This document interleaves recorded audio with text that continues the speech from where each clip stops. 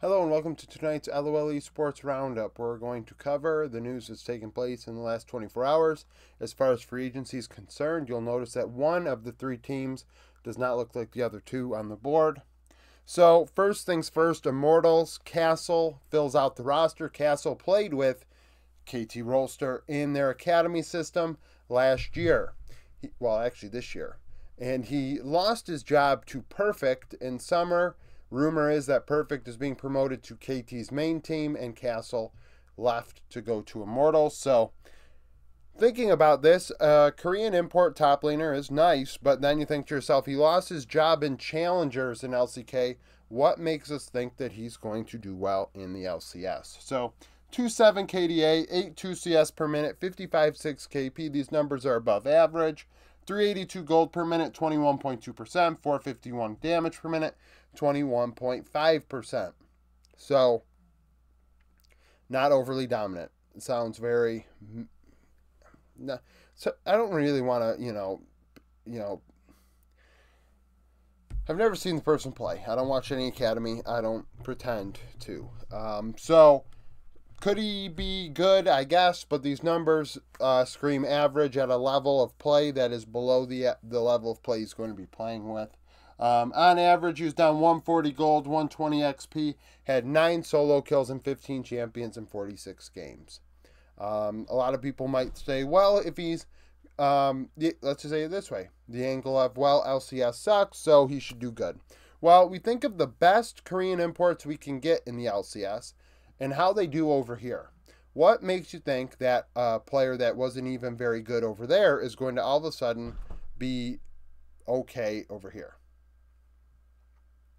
If you catch my drift there. So, yeah, Castle is Immortals top laner. We'll see how that goes. I think it helped maybe for that. They have a majority Korean-speaking roster now with Castle, Mask, and Ole. And then maybe Armeo and Tactical pick some up, and Immortals just try and run it that way.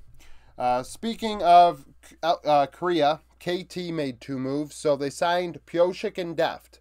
So right now it's Pyoshik, BDD, Deft on KT Rolster.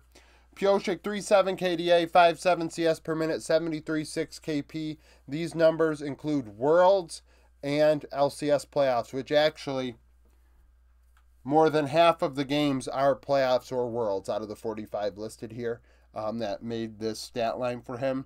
Pyoshik wins worlds with DRX, takes a year off in America, goes to Team Liquid, and now goes back to the LCK. And you could see that at worlds, he really was playing with the fire under himself. Like he wanted to return to Korea and not leave after worlds. And frankly, he put on a great performance. I thought he was one of the better junglers there. When you take into account that he was with Liquid, and he wasn't, he was clearly the best player on his team, like it wasn't even close. 361 gold per minute is 19.4% of the gold, 358 damage per minute, 15.6% of damage. On average, he was ahead of his opponent, 320 gold, 6 CS, 330 XP, 9 solo kills, 13 champions, 45 games. Pyoshik has always been a good jungler to me, except for his smites. His smites are awful. We saw that at Worlds last year. Lost his job to Juhan, didn't like that. But he's returning, and now Cuz is without a home.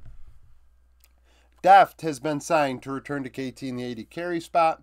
Had a 4.9 KDA, 9.7 CS per minute, 70.3 KP with D plus Kia. Keep in mind, also, these stats include Worlds 2023 and LCK regionals and playoffs. 457 gold per minute, 24.6% of the gold. 702 damage per minute. That's 31% of D plus's damage. He was the carry for them. There is no way getting around it. 700 DPM is a shit ton. So we'll see if he does that with KT. We'll see how they fill out the rest of their roster. Given the way BDD plays, they do need a heavy carry in the bot lane to offset that. 200 gold up, 2 CS, 75 XP at 15 minutes. Only 2 solo kills, played 14 champions, 56 games, so wide champion pool, but we are still waiting on the support. I'm not looking at rumors. I don't care. We're still waiting on an official word on who it will be. And lastly, Anyone's Legend. They've been cleaning house the last week or so. There are rumors that they may be trying to spend money. I think it has something to do with TSM possibly joining LPL, in which case that would, somebody has to go possibly, and Anyone's Legend was on that short list of teams that may have gotten the boot, so now they're spending money probably to keep their slot. PinZ only played 13 games in summer, had a 1.8 KDA, 7.8 CS per minute, 57.2 KP. There's no way around it. These numbers stink. Died a lot, didn't get farm, and wasn't involved. So he's not involved, but yet when he is involved, he's dying or dying first, and then doesn't get farm otherwise. 358 gold, which is 21% of gold, 465 damage, 24% of damage, 6 champions, 13 games. Left a lot to be desired. If I recall, PinZ was a highly rated prospect, so maybe he just needs a different team. There's no, there's no hiding it. Anyone's Legend were not good in every way you look at it last year, except jungle. Zhao Hao, extremely underrated. Now, iBoy, one of the 280 carries that they had last year that they allowed to leave. 2.8 KDA, 9.7 CS per minute, 66.7 KP. Obviously, we know iBoy from his previous years. He has name value. 425 gold per minute, 24% gold. 530 damage per minute is 27.6% of damage when he did play. 6 champions in 21 games. ZQE was a young rookie they brought up to give iBoy competition. I thought ZQE looked good at times, given the fact that he is a rookie. These numbers scream inadequate. I think there is something to be said that maybe I'm looking at this in a way that's giving him a longer leash than maybe he, should have gotten. But 2.5 KDA, 8.7 CS per minute, 68.1 KP. What am I going to say? I've said the same phrase a few times. 8.7's not good. On average, you're down 13 CS to a good bot laner at 10 minutes. Just not good enough.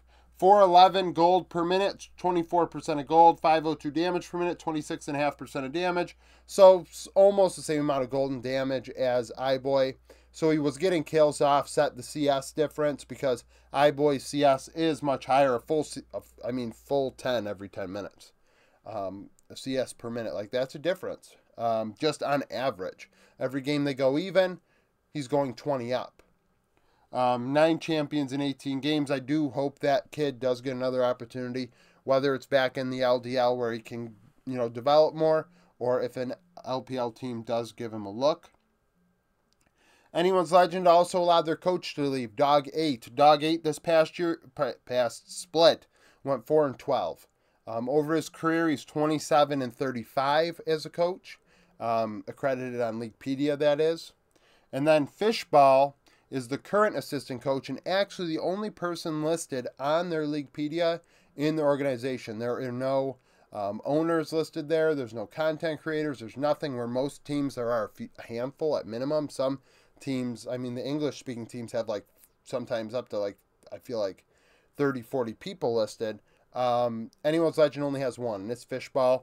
He went 7-25 last year, 4-12 with Anyone's Legend, and 3-13 with Ultra Prime, the split before that. So he is the coach right now, unless they go find somebody else. Given the rumors, I imagine that would be the case. It depends on what actually ends up transpiring with them.